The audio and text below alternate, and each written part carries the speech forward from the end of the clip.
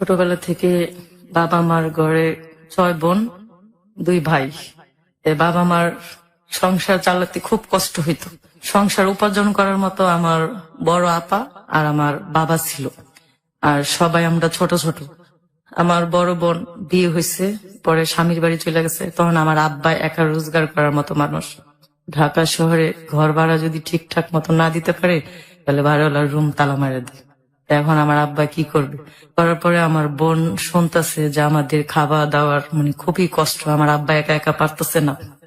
পরে আমার বোনের শ্বশুর বাড়ি আমার দুলাভাইয়ের সাথে অনেক কথা কাটাকাটি করলো যে আমি গার্মেন্টস এ চাকরি করে আমি একটু আমার বাবাকে সহযোগিতা করি। 6টা 7টা ভাই বোন, আমার বাবা কিভাবে চলবে? কারণ আমার বোনের শাশুড়ি বললো যে না, তুমি এখন যেই বাড়িতে আসছো সেই বাড়ি চিন্তা করো, বাবার বাড়ির কোনো চিন্তা করার কোনো দরকার নেই। এই কথা বলার পর আমার দুলাভাইয়ের সাথে অনেক কাটাকাটি হয়েছে। আমার বোন বললো কি, যেখানে আমার বোন বাবা মা না খায়া কষ্ট করবে আর আমি এখানে সুখে শান্তিতে খামো, এই খাবার আমার পেটে ঢুকবে না। বিয়ে বসার উচিত ছিল, আমি বিয়ে বসছি, এখন আর আমার কোনো মনে কষ্ট নেই। তুমি তোমার এখানে থাকো, আমি আমার বাবা মার কাছে চলে যাই। তা আমার বোন একবারে কারসিট করে আয়সা পড়ছে কমলাপুর, এই গার্মেন্টস ঢুকছে। ঢোকার পরে আমাদেরকে নিয়ে চাকরি বাকরি করে, তখন আমার আব্বা একটু কাজ করতেছে, আমার বোনও কাজ করতেছে। তখন আমরা সবাই ছোট ছোট, স্কুলে পড়ার মতো কোনো ক্ষমতা আমার বাবার নাই। তারপরে আমার ওই বোন গার্মেন্টসে ঢুকার পরে আমার আরো 2টা বোনকে গার্মেন্টসে ঢুকাই দিয়েছি ছোট ছোট। তখন আমার আব্বাও কাজ করে, আমার বোনেরাও কাজ করে কইরা কোন রকম একটু সুন্দরভাবে এই সংসারটা চলতেছে। চলার পর একদিন আমার দোলাভাই আসলো, আয়সা বললো কি যে বাবা মার বাড়ির কারণে শ্বশুর বাড়ি বাদ দিয়ে দিলা, তোমার কি শ্বশুর বাড়ির কোনো প্রয়োজন নাই?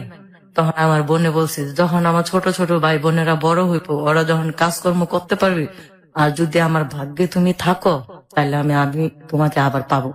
আপনার বোন আপনার বাবা মারি দুর্দশা দেখে স্বামীর বাড়ি থেকে চলে আসলো এবং সে গার্মেন্টস এ জয়েন করলো যাতে বাবা মাকে হেল্প করতে পারে। হ্যাঁ, আমাদের ছোট ছোট ভাই বোন ছোট ছোট আর সবাই ছোট, তাই তো? জি, সবাই ছোট। আচ্ছা, বোন তো তখন বিবাহিত যথেষ্ট মেয়ে ছিল। হ্যাঁ। আচ্ছা, ঠিক আছে, খুবই ভালো। আচ্ছা প্রিয় শ্রোতা, এখানে আমি একটু বলি, সেটা হচ্ছে আমাদের দেশে হাজার হাজার গার্মেন্টস রয়েছে এবং সেখানে লক্ষ লক্ষ মানুষ কাজ করছেন। তারা কিন্তু পরিশ্রম করে এই টাকা উপার্জন করছেন, জীবিকা নির্বাহের জন্য তারা কাজ করছেন, এতে খারাপ কোনো কিছুই নেই। আমি তাদের প্রতি রেসপেক্ট রাখি, সম্মান জানাই তাদের সবার প্রতি, যারা খেটে খাচ্ছেন, পরিশ্রম করে বেঁচে আছেন। আর গার্মেন্টসে অনেক ধরনের ঝামেলা থাকতে পারে, অনেকগুলো মানুষ একসাথে কাজ করে, কিছু অ্যাডমিনিস্ট্রেশন বা কিছু ঝামেলা একটু এলোমেলো হতেই পারে, অনেক ধরনের ঝামেলা বড় আলামত আমরা অনেক সময় দেখি, বাট সেগুলো একটা সময় কেটে যাবে, এটা আমার বিশ্বাস। কারণ অনেক ঝামেলা থেকেই কিন্তু আমরা দিন দিন উত্তরোত্তর মুক্তি পাচ্ছি এবং এসব ঝামেলাও কেটে যাবে। যাই হোক, ওকে নাসিমা, তারপর? চলার পরে হঠাৎ একদিন আমার বোনের স্বামী ওনারে রাস্তায় আটকেছে, যখন হাত ধরে নিয়ে যেতে নিছিল, তখন ছেলের আর কি আটকেছে। আটকানোর পরে বলছে যে কি হয়েছে? বলছে আমার ওয়াইফ নিয়ে যেতে চায়, উনি চায় না। তখন অনেক ছেলে মেয়েরা ঘিরা ধরছে। ঘিরা দেওয়ার পরে বলতেছে যে এই লোকটা যা বলতেছে সব কি সত্যি? তখন বলছে যে হ্যাঁ, উনি আমার স্বামী, ঠিক আছে, তবে আমি আমার স্বামীর বাড়ি ছাইরে আসলাম। আমার বাবা মা, আমার ছোট ছোট ভাই বোন না খেয়ে থাকে, খুবই কষ্ট। এই জন্য আমি সংসার করতেছি, যখন আমাদের সংসারের কোনো অভাব থাকবো না, তখন আমি আমার স্বামীর বাড়িতে আবার চলে যাবো। এই কথা বলার পরে তারপর আমার দুলাভাই কারসিট হয়ে গেছে। হওয়ার পরে একদিন এই বাড়িওয়ালা আসলো যে কি ব্যাপার রত্নার আব্বা, তুমি ঘর ভাড়া দাও না কেন? তোমার 3-4 মাসের ঘর ভাড়া পাচ্ছি, এটা কি তোমার নিজের বাড়ি নেই? আর তখন তো ভালো চলছিল, তাহলে ভাড়া দিতে অসুবিধা কি? ভাড়া তো আগের জমানো ছিল। আচ্ছা, আগের জমানো ছিল আর কি। তখন বলতো ধরে তোমার 2 মেয়ে কাজ করো, তুমি কাজ করো, তাহলে এখন আমার সমস্যা কি? পরে বলছে কি যে দেখেন পিছনে যেগুলা জমছে, আমি সামনের ভাড়ার সাথে কিছু কিছু দিয়ে কি কমানো যাবে। জি। তাই বাড়িওয়ালাটা অনেক ভালো ছিল, উনি আবার তাবলিগ নামাজটা পড়ে। তো উনি আবার বলছে কি আচ্ছা ঠিক আছে, তাহলে তুমি 2 মাসের টাকা আমার কম দিও। এরপরে একদিন এমন করতে করতে পরে আল্লাহ আমার আব্বাই একবার বিছানায় পড়ে গেছে, অসুস্থ হয়ে গেছে, না খায়া কাজ করতে করতে। এমন এক সময় গেছে আমরা সবাই ভাতের মার খায়া রয়েছি ছোটবেলা। আমার আম্মা মানুষের বাসায় কাজ, এটা কি আরো আগের ঘটনা? আমার বোন চলে আসার আগে? জি, মানুষের ভাতের মার গালতো, ওই ভাতের মার আইনা আমার আম্মা আমাদেরকে খাওয়ান দিছে। আর আমার আব্বা যখন সকালবেলা বের হয়ে গেছে, আমার আম্মা বলতো কি যে খালি মুখে মানুষ কাজে যাইতে হয় না, তখন কি খাইবো? কত কত সময় এক গ্লাস পানি খাওয়া গেছে, কত কত সময় ভাতের মার খাওয়া গেছে। খাওয়ার পরে এমন কষ্ট করতে করতে আমার আব্বা একদিন অসুস্থ হয়ে গেল, জন্ডিসে লিভার ফাইটে গেছে।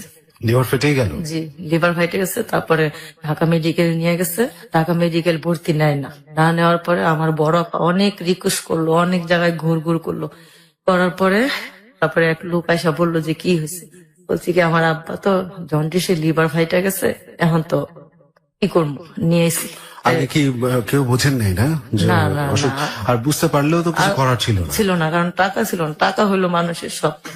তো এটা বলার পরে আমার বোন, এক লোক আল্লাহ তাকে দয়া করছে, দয়া করার পরে ওই লোকটা আমার বোনের কথা শুই না, যে 6-7টা ভাই বোন, তারপরে মা বাবা, মানে খাওয়ার মতো 10-12 জন লোক আর কি, করার পরে ওই লোকটা ওনাই আমার আব্বাকে ঢাকা মেডিকেল ভর্তি করাইলো। ভর্তি করানোর পরে আমার আব্বা 1-2 দিন থাকার পরে আমার বোনে বলতেছে যে আমি তো গার্মেন্টসে চাকরি করি, এখন যদি আমি হাসপাতালে থাকি তাহলে তো আমার গার্মেন্টসের চাকরিটা চলে যাবে, এখন আমি কি করব।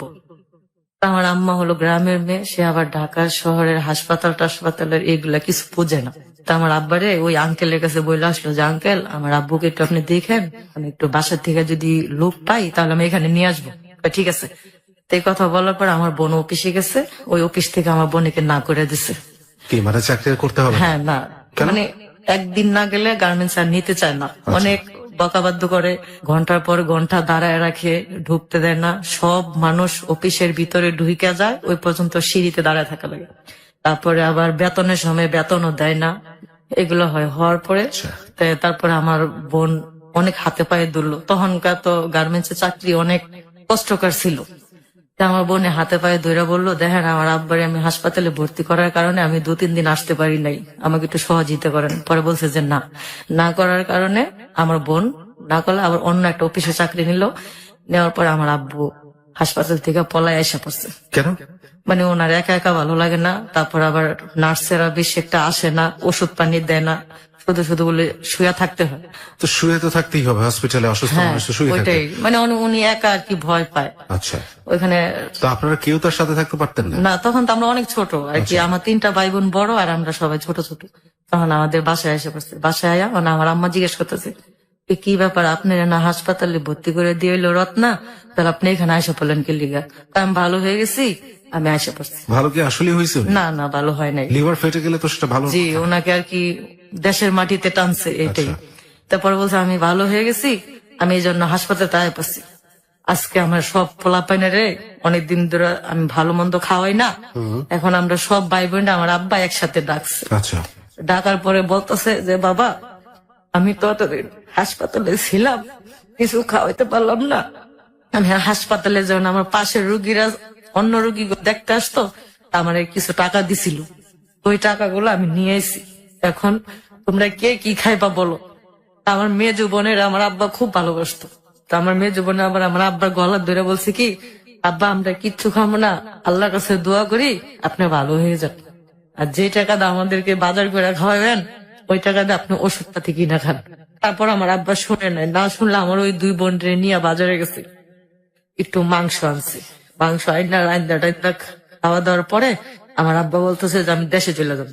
তখন আমার আম্মা বলতেছে আপনি যে দেশে যাবেন, তো এই মুহূর্তে তো ভাড়ার টাকা নেই, তাহলে আপনি যখন দেশে যাবেন তাহলে আপনি বাজার করলেন কি লিগা?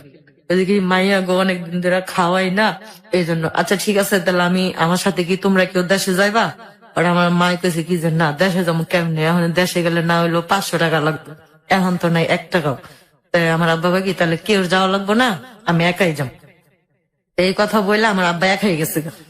একা যাওয়ার 2 দিন পর আমার আব্বা মারা গেছে, দেশে যায়। আচ্ছা, দেশে যায় 2 দিন পরে মারা গেছে। আমার আম্মারে বলছিল, কেউ ছিলেন না আপনারা তার পাশে? না, আমরা ঢাকা। দেশে কে ছিল? দেশে আমার ফুবু আর আমার এক চাচা। আচ্ছা, ওই যে আপনি বললেন যে দেশের মাটি থেকে টানছে, তাই তো? হ্যাঁ, হ্যাঁ, দেশে মানে সবাই বলছে আর কি যে ওনার মরণ আসছিল, দেশের মাটিতে টানছে, এই জন্য উনি হাসপাতাল থেকে আইসা দেশে চলে গেছে। খুবই বিস্ময়কর ব্যাপার, উনি হসপিটাল থেকে পালায় চলে আসলেন, হ্যাঁ, হ্যাঁ, হ্যাঁ। লিভার ফেটে গেল, এরকম একটা মানুষ হসপিটাল থেকে পালায় চলে আসছে। হয়তো উনি নিজের মধ্যে ফিল করেছিলেন যে হয়তো তার সময় নেই হাতে। জি, জি। অনেক রহস্যময় কিন্তু। তো আমার আব্বা যখন মারা গেছে তখন আমার ফুফু আমার চাচা আমাদেরকে বলে নাই আমার আব্বা মারা গেছে, আমরা তার লাশটাও দেখতে পারি না। আপনাদেরকে বলে নাই কেন? না, বলে নাই, আমার ফুফু আর আমার চাচা মনে করছে কি যে আমরা মনে হয় আমার আব্বা অসুস্থ কারণে আমরা মনে হয় তাকে বাসার দিকে বের করে দিছি। আচ্ছা, তবে আমরা সত্যি বের করে দেয় না, আমার মাও বের করে দেয় না। তা আমার আব্বা একদিনকে বলছিল আমার মারে যে পিঠা খাইবো। তা আমার মা আবার তার বাপের বাড়িতে গেছিল, ময়মনসিংহ গেছিল, ময়মনসিংহ এর থেকে নারকেল আর পিঠা চাল নিয়ে আসলো। পরে আমার বোন রে বলতেছে, রত্না তোর আব্বা তো দেশে গেছে, এখন তোর কোনো খবর সবর নাই, তাহলে আমি যাই দেখে আহিগা, তোরা ভালো মতো থাকিস। এই কথা বলে আমার আম্মা দেশে গেছে, নোয়াখালীতে গেছে।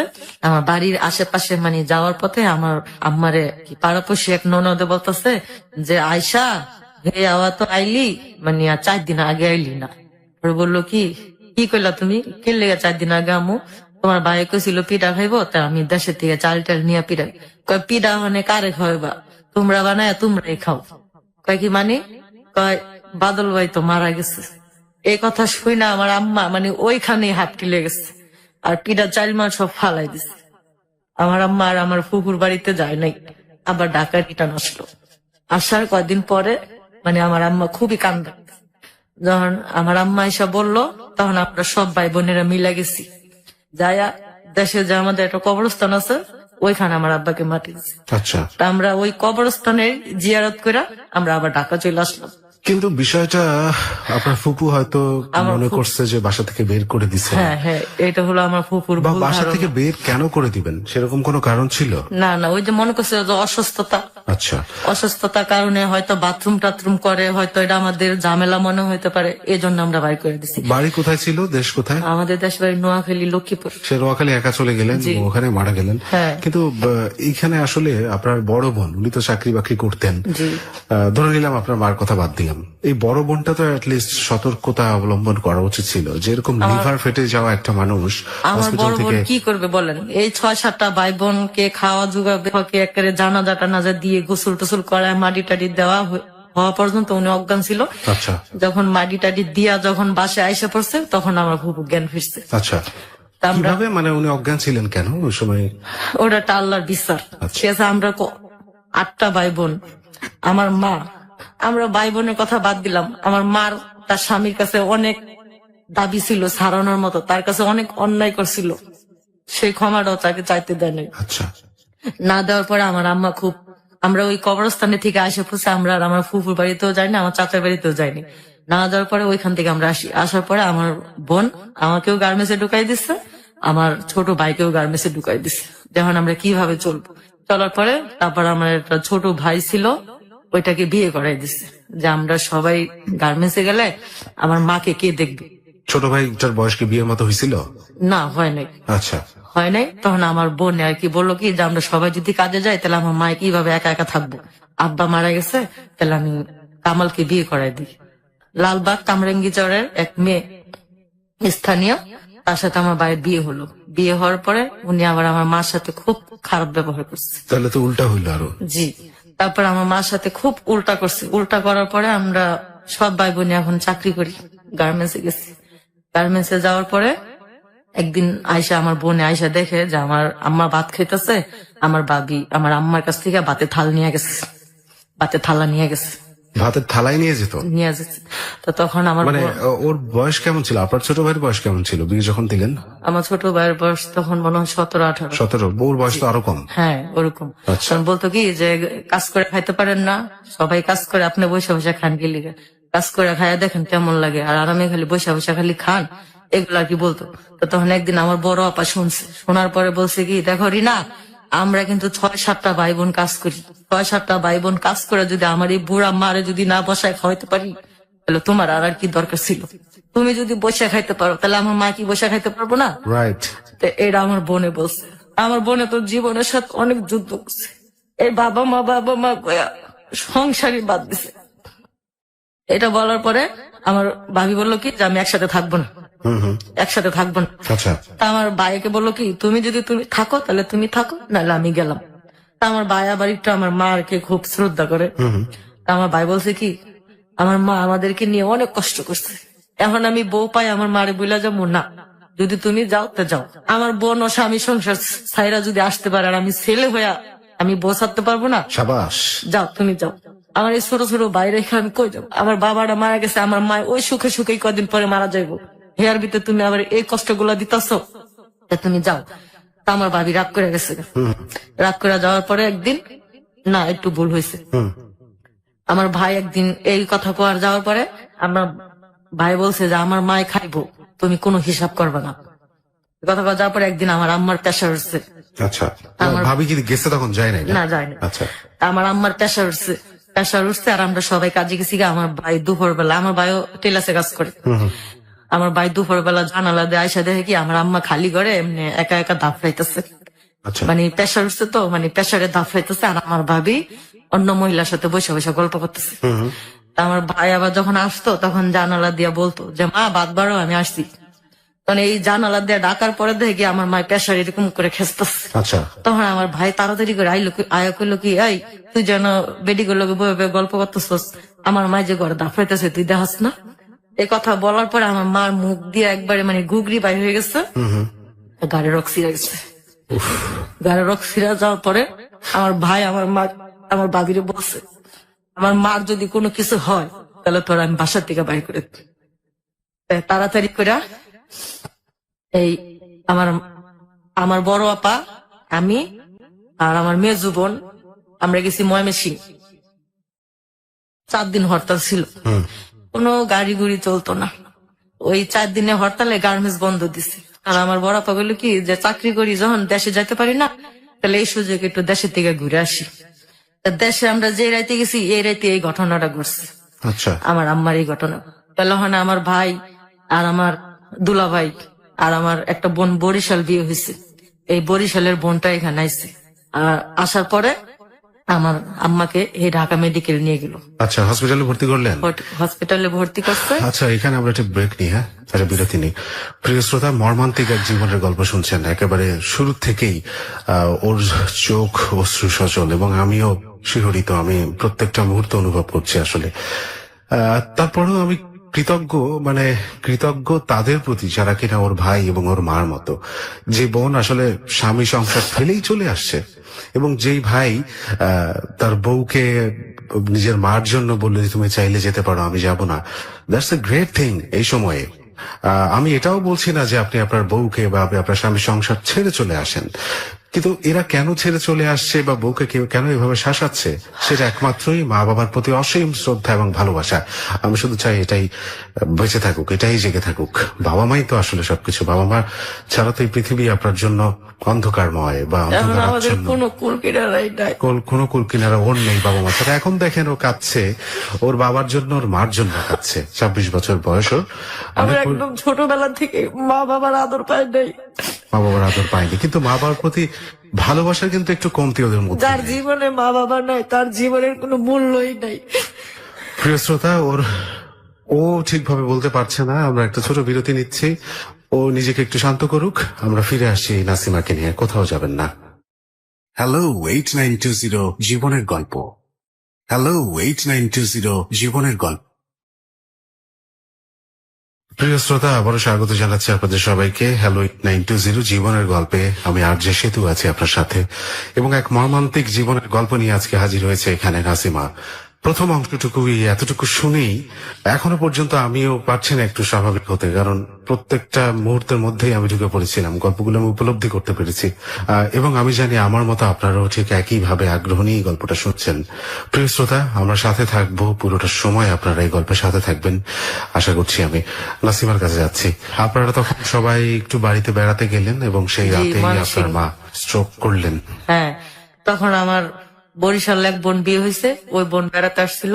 তখন আমার ওই বোনটা আমার ছোট ভাইটা ঢাকা মেডিকেল ভর্তি করছে। আমার আম্মার নাকে নল লাগায় রাখছে, ওই নল দিয়ে আর কি খাওয়া দাওয়া দিত। আমার আম্মা বলতেছে, হাসপাতাল থেকেই বলতেছে যে রত্না, রিনা, নাসিমা ওকে কি আমি যাওয়ার সময় কি দেখতে পারবো না। এটা বলার পরে আমার ভাই বললো কি যে হ্যাঁ, যেভাবে হোক আমি আনমই, তুমি চিন্তা করো না মা। কথা বলে আমার ভাবি তখন তার বাপের বাড়িতে চলে গেছে। আমার আম্মার এই অবস্থা শুনে আসেনি।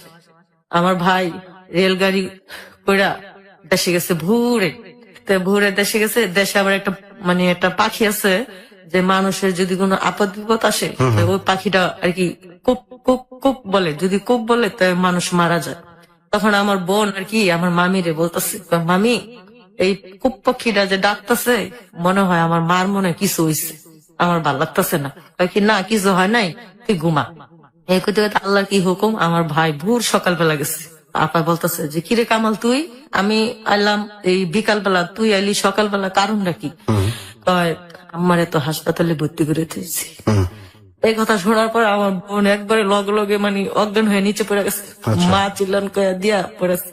তখন তো আমরা আবার একটু ছোট ভালোই বুঝি। এই কথা বললে আমার বোন বলতেছে, মামি এখন যে হরতাল কিভাবে যাব, তখন তো বাসও চলে না, ট্রেনও চলে না।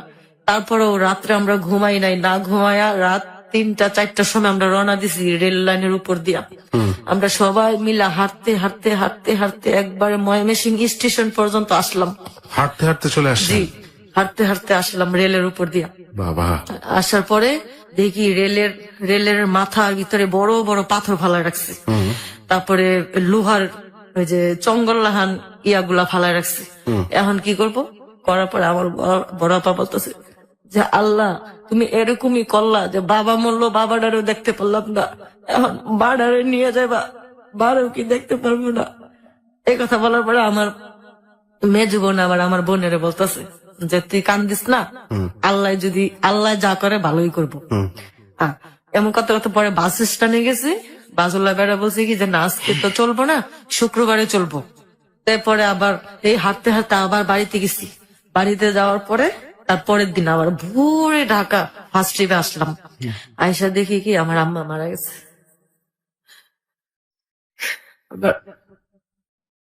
আম্মাও মারা গেছে, মাকেও হারালো আজকের অতিথি নাসিমা। এবং দেখুন প্রিয় শ্রোতা, আমি বারবার বলছিলাম যে মর্মান্তিক একটা গল্প, এর চেয়ে কঠিনতর শাস্তি বা এর চেয়ে কঠিন দুঃখ মানুষের জীবনে কি হতে পারে? বাবা মরে গেল, সেই বাবাকেও দেখলো না, মাটা মরে গেল, সেই মাটা মরে যাওয়ার সময় সাথে থাকলো না। যে বাবা জন্ম দিছে তাদের মাটি দেওয়ার মতো কোনো ভাগ্য পড়ালো আমাদেরকে দেয় নাই। পরে আমরা যখন ঢাকা আসলাম, আইসা দেখি বলতেছে যে মা তো মারা গেছে, মাটি দিয়ে দিছে আমার মাকে। মাটি দেওয়ার পর আমার বোন এত কান্না করতেছে মানে বলার বাহিরে। কারণ আমার বোন আমাদের সবাইকে নিয়ে জাবরায়া ধইরা বলতেছে আমি তোর মা, আমি তোদের বাবা, কোনো দুঃখ করিস না। পরে আমাদেরকে নিয়ে গার্মেন্টসে ঢুকাইলো। আমার ছোট ভাইয়ের একটা ওয়ার্কশপে কাজে দিল, আমার এই গার্মেন্টসে ঢুকাইলো। পরে এখন বাবা মার দুঃখ কাহিনী শেষ। যখন একটু বড় হইতেছি, এখন নিজের ভালো মন্দ নিজে বোঝার মতো মানে খুব হইতেছে। 98 বন্যার সময় আমি আর আমার এক বান্ধবী রাস্তা দিয়ে আসার পথে অপর সাইডে আর কি 2টা ছেলে, ওরা 2টা ছেলে আর আমরা 2টা মেয়ে আসার পথে মানে ওনারাও আমাদেরকে দেখে একটু হাসতেছে, আমরাও হাসতেছি। গার্মেন্টসে কাজ করতেছি, এখন আর বাবা মার দুঃখ বইলা থাকতে হলে মানুষের একটু আনন্দের প্রয়োজন। এই জন্য আর কি আমার বান্ধবীর আর আমি গার্মেন্টসে কাজের খুঁজে গেছি। যাওয়ার পথে রাস্তায় 2টা ছেলে দেখছি। তো ওই ছেলেটা আবার আমাদেরকে প্রেমের অফার দিচ্ছে। ওই ছেলেটারে পছন্দ করতো আমার বান্ধবী চম্পা, ওই ছেলেটা পছন্দ করতো আবার আমাকে। আমরা যতক্ষণ গার্মেন্টস এর ভিতরে ঢুকছি এতক্ষণ ওরা 2টা ছেলে এখানে দাঁড়ালো। আমরা যখন আবার গার্মেন্টস থেকে বাইরে হয়েছি, আবার আমাদের পিছনে পিছনে পিছনে পিছনে বাসায় আসে। আচ্ছা, আমরা আবার ছাদের উপরে উঠছি, যে বাসা থাকি এ বাসা আবার বিল্ডিং আছে, ছাদের উপরে উঠছি। ওইটা দেখি কি আমাদেরকে নিচের থেকে খুঁজতেছে, এইভাবে খুঁজতেছে। আমরা ছাদের উপরে এত বড় একটা ইট ছিল, ওই ইটটা ওকে শরীরে মিলা মারছি। আচ্ছা, মিলা মারাতে মানে ওনাদের শার্ট মাঠ সব ভিজে গেছে। কিসে, রক্তে? না মানে পানিতে আর কি। পানি? জি, ইট। মানে আমরা বলতেছি যে ছেলেগুলো কত খারাপ। কমলাপুরের থেকে পিছে পিছে আমাদের বাসা পর্যন্ত আসলো। আচ্ছা, কত বড় খারাপ। মানে আমার লগেরটা বলতেছে কি ও মনে হয় তোরে পছন্দ করছে। আমি কই না, আমার পছন্দ করে নাই, মনে তোরে পছন্দ করছে। এরকম করতে করতে তাই আমরা ছাদের উপরে উঠছি। ছাদের উপরে উঠে কি আয় দেখি কারে খোঁজ করতেছে। ছাদের উপরে উঠে দেখি কি যে আমাকে বিশ্রাইতেছে। কারণ ছাদে এত বড় একটা ইট ছিল, ওই ইটটা ওদের সোজাসুজি মিলা মারছি, পানি দিয়ে ওরা শরীর আর কি ভরে গেছে। আচ্ছা, সামনে কি পুকুর টুকুর ছিল? না না, মানে 98 বন্যার পানি রাস্তার আর কি এগুলা। তারপরে আমার বান্ধবী বলতেছে কি ও মনে হয় তোরে পছন্দ করে। আমি কই কি না, তোরে পছন্দ করে। আচ্ছা, দুজনে মিলে জল্পনা কল্পনা হ্যাঁ করছে। হ্যাঁ, আর আমি বলছি কি তোর কি পছন্দ নেই এরকম, কয় ওই লাল শার্ট পরা ছেলেটা যদি আমারে প্রেমের অফার দেয় তাহলে আমি প্রেম করবো। আমি কি কর তুই, আমার কোনো সমস্যা নাই, তাহলে তুই ছেলেরে তোর গার্মেন্টসের ঠিকানা দে। কয় কি গার্মেন্টসের ঠিকানা দিতে হইব না, ওর যদি আমাদেরকে ভালো লাগে তাহলে ও নিজে আমাকে খুঁজে বের করবো। তো এটা বললো আর কি ওই যে আমার সাথে মেয়েটা চম্পা গেছে। তাই সকালে আমরা আবার অফিসে যাবো, দেখি আমাদের বাড়ির রাস্তার সামনে দাঁড়াইছে। দাঁড়াতে দাঁড়াতে এই পিছনে পিছনে যাওয়া আসার মাঝখান থেকে মানে প্রেম হইলো আর কি। প্রেম হয়ে গেল কার সাথে কার? ওই সেন্ট্রোর সাথে আর কি। সেন্টু ওর নাম? জি। ওর সাথে কি আপনার হইলো? এখন তো ওই চম্পা মেয়েটা বলতো যে ওর পিছনে ঘুরতো, আর আমিও জানতাম যে ওর পিছনে। আচ্ছা। যখন ওই ছেলেটার সাথে আমরা সরাসরি কথা বলছি, ওই ছেলেটা আর কি আমার বান্ধবীর বললো যে পিছনে পিছনে আসতেছে, আর বললো যে তোমাদের সাথে একটু কথা ছিল, যদি বলতা। তো আমার বান্ধবী আবার বলছে কি যদি আপনার কথা বলার ইচ্ছা থাকে তাহলে আপনি লাঞ্চের সময় কমলাপুর খলিল গার্মেন্টস আসেন, 1টা বাজে, তখন আমাকে খাবারের টাইম দিব তখন আসবেন। তো এখন কথা কওয়ার সময় নেই। কয় কি আচ্ছা ঠিক আছে। তা আমরা দুপুর বেলা খায়া নিচে নামছি। নিচে নামার পরে বলছে কি যে তোমাকে কয়টা ছুটি দিব? 10টাও হইতে পারে, 5টাও হইতে পারে, 8টাও হইতে পারে, কোনো ঠিক নাই। তা আপনি কি বলবেন বলেন। কয় কি না ছুটি হইলে আমি আসবো, একটা কথা ছিল। তাই আমার বান্ধবী বলতেছে কি কথা আমার কাছে বললেন। পরে কয় কি তুমি ওর একটু বইলো যে আমি ওর পছন্দ করি। ঠিক আছে। ইস, আপনার বান্ধবী তো পুরো হতাশ না? হ্যাঁ হ্যাঁ। পরে এতদিন তো বেশ আশায় আনন্দে জি ছিল। জি। আরে তারপরে অথচ আমার বান্ধবী কিন্তু আমার চাইতে অনেক সুন্দর, বড় বড় চুল, আচ্ছা। বরিশালের মেয়ে তো মানে খুব সুন্দর আর কি। মানে বরিশালের মেয়েরা কি সুন্দর হয় নাকি? জি। আচ্ছা। আর ওই তুলনায় আমি আর কি কিছুই না, তারপরও যার চোখে যার ভালো লাগে এটাই।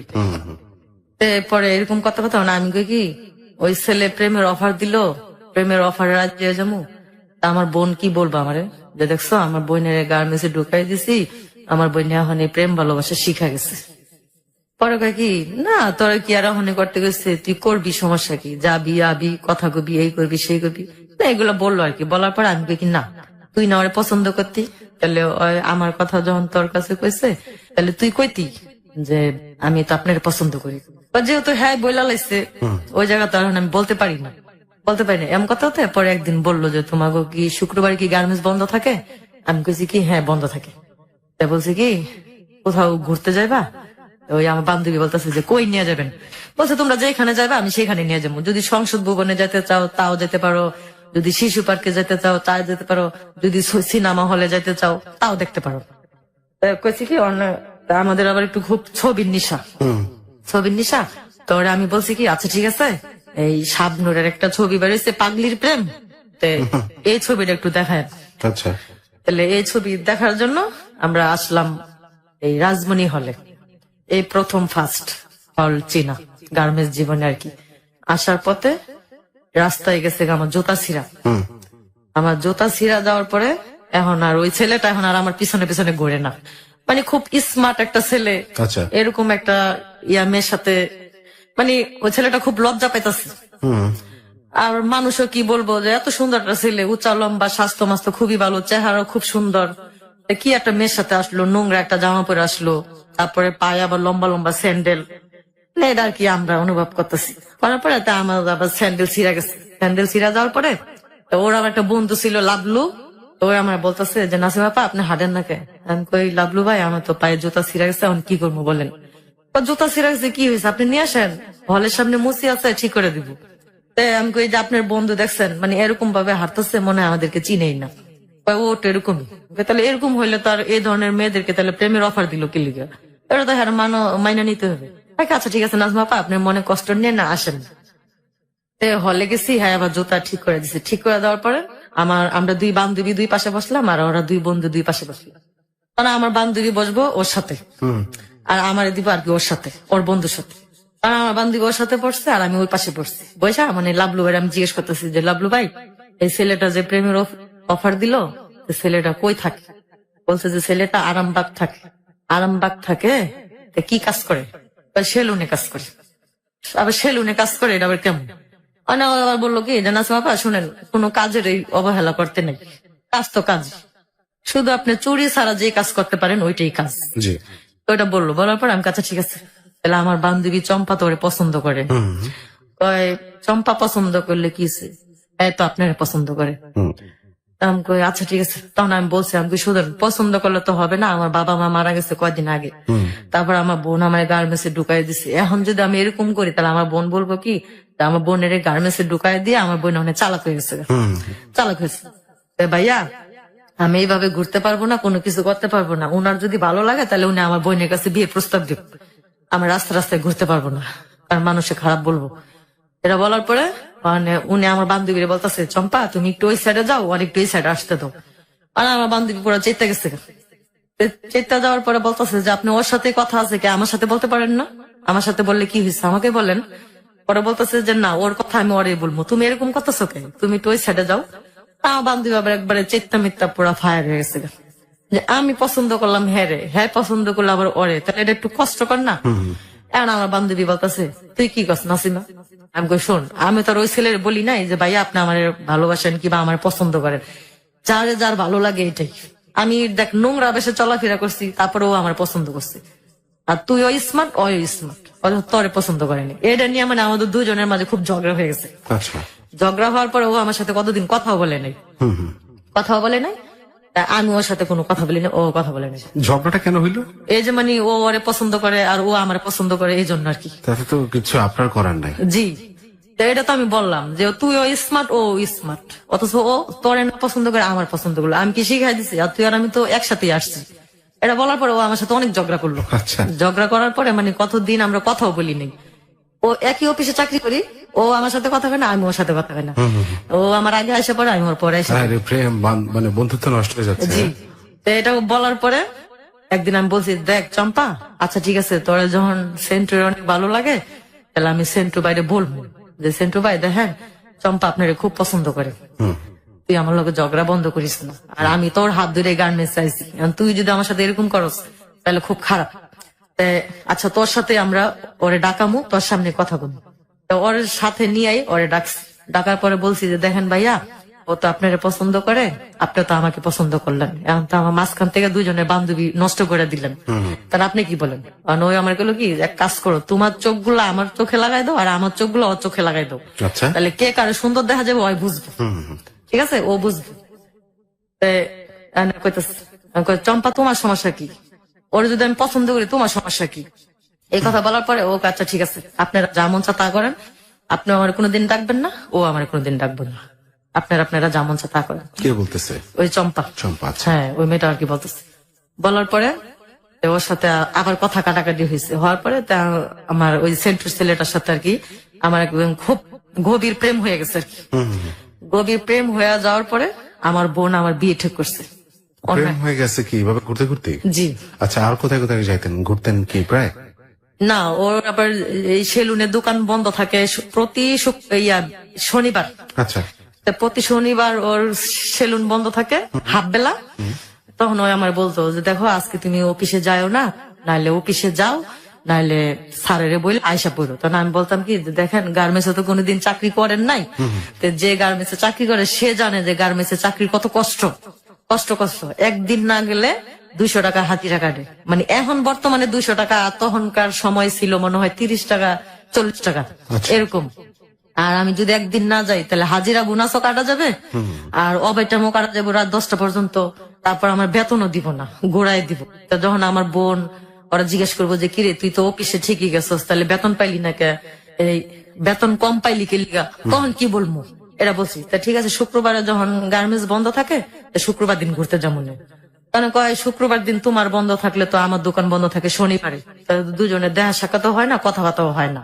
তাই না, আমি বলছি আচ্ছা ঠিক আছে। এরকম করতে করতে কতদিন অফিসে যাই নাই, না যাওয়ার কারণে। মানে শনিবারে? জি, না যাওয়ার কারণে শনিবার যদি শুক্রবার যদি বন্ধ থাকে, শনিবারে না গেলে ওই শনিবার শুক্রবার দুদিন অ্যাবসেন্ট করে দেয়, 2 দিনের টাকা কাটে।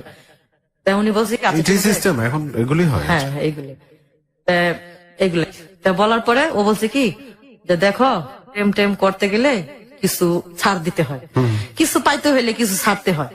তা উনি এটা বললো। তখন আমি বললাম কি দেখেন রাস্তা আমি ঘুরতে পারবো না, আমার বাইরে সবাই চিনে, আমার বোনেরও সবাই চিনে, তারপর আমার বাড়ির সবাই বলবো যে দেখ সেরি বড় না হইতে হইতেই দেখো সেরি প্রেম ভালোবাসা শিক্ষা গেছে গা, কেমন পাকনা গেছে গা। এমনি মানুষে বলে যে বাপ মা ছাড়া পোলা পাইন দুনিয়ার চালাক চতুর, তা আমি ওরকম থাকতে চাই না। আচ্ছা আপনার যখন খুব পছন্দ আমার, তাহলে আপনি দেশের থেকে আপনার বাবা মা নিয়ে আসেন, বাবা মা নিয়ে আসেন, ভাই বোন নিয়ে আসেন। মানে উনি আমার বলতেছে যে না, আমি বাবা মা আনবো না, আমার ভাই বোন আনবো না, আমি নিজেরা আমরা বিয়ে করবো। তারপর আমি বলতেছি যে নিজেরা যদি বিয়ে করেন তাহলে কিন্তু আপনি কিছু পাইবেন না, কিছু পাইবেন না। আর যদি আমার ভাই বোন নিয়ে যদি আপনি বিয়ে করেন, আর আপনার বাবা মা নিয়ে যদি বিয়ে করেন, তাহলে যদি কিছু চাওয়া পাওয়া থাকে তাহলে আপনি কিছু পাইবেন। আর যে একা একা বিয়ে করলে কিছুই পাইবেন না, আর আমার বোনে অনেক কষ্ট পাইব। বাকি আমার যে একটা মানে দোষ আছে, ওই দোষটা শুনলে তো তুমি আমার সাথে মিশবা না। আচ্ছা, তখন আমি তখন আমার সাথে ওনার সাথে খুব প্রেম, খুব একেবারে বেশি বেশি আর কি প্রেম। আচ্ছা। ওনারা ছাড়া আমি থাকতে পারি না, আমার ছাড়া উনি থাকতে আর পারেন না। প্রেমটা হচ্ছে কি, কথা কি ফোন টোন ছিল নাকি না এমনি দেখা হইতো? না, ফোন ছিল না। আচ্ছা, শুধু ওই যে সকালবেলা অফিসে যাওয়ার সময় আসতো, আর দুপুর বেলা এসে কিছু কেনাকাটা দিয়ে যেত, আচার টাচার এগুলা কিনা দিয়ে যেত। আর বিকাল বেলা যখন ছুটি হইতো, বিকাল 5টার দিকে আর 10টা পর্যন্ত দাঁড়ায় থাকতো যে গার্মেন্টস কখন ছুটি হইব। দারোয়ানেরা জিজ্ঞেস করতো, বলতো যে 8টায় ছুটি হইব, নাহলে 10টায় হইব। আসা যাওয়ার উপরেই থাকতো আর কি। আচ্ছা, এই এরকম প্রায় 8-9 মাস চলছে। 8-9 মাস চলার পরে ওর আবার একটা বন্ধু আছে, বিদেশ চলে যাবে সিঙ্গাপুর।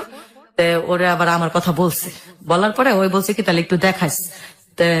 রাত 12টা 11:30 বাজে, তখন ওর বন্ধু আর কি আজকে ফ্ল্যাট চলে যাবো, তা আমার দেখাইতেছে। তখন আমরা ঘুমায় পড়ছি। তখন কিভাবে যাবো, তখন আমার আরেকটা বান্ধবী ছিল রিতা, ওরা এসে বলতেছে রিতা নাসিমার একটু ডাক দাও না। তাকে আমি যাইতে পারবো না, ওর যে বোন অনেক বকা দিব, কারণ আমার একটা বন্ধু বিদেশ চলে যাবো, তো ওর একটু দেখবো। এই কথা বলার পরে তো আমার ডাকছে, আমার বইনে কইছে কে রে, বাকি রত্নাপা আমি একটু নাসিমার একটু দরকার। তাই আমার বইনে ডাকিয়া দিছে। ও আমার বলতেছে কি সেন্টু ভাই আইছে, তোর লগে দেখা করবো। আমি কইছি যে আমি এত রাত্রে কেমনে যাবো ওখানে। পরে বলতেছে যে যা, কে বলে আইছে বিদেশ চলে যাবো, তোরে দেখবো।